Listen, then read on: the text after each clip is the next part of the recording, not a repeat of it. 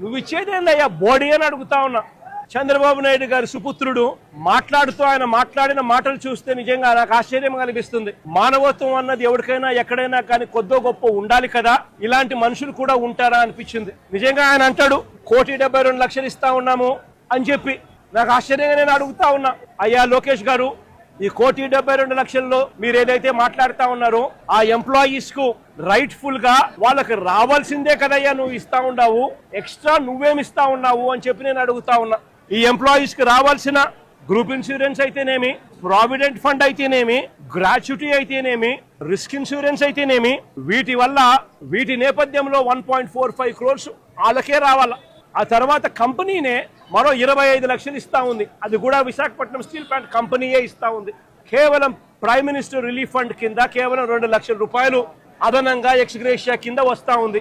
రాష్ట్ర ప్రభుత్వం నుంచి 0 రూపాయి అంటే రూపాయి కూడా ఇవ్వడంలే. మరి నేను అడుగుతా ఉన్నా, 1.72 crores ఇంకొకటి నువ్వు ఇచ్చేదేందయ్యా బోడీ అని అడుగుతా ఉన్నా. వాళ్ళ హక్కుగా వాళ్ళకి రావాల్సిందే వాళ్ళకు వస్తా ఉంది. వాళ్ళకి అది ఇస్తా ఉన్నారు, అది వాళ్ళకి ఇస్తా ఉన్నారని మీరు చెప్తా ఉన్నారు. ఇది నిజంగా ధర్మమేనా న్యాయమేనా అడుగుతా ఉన్నా.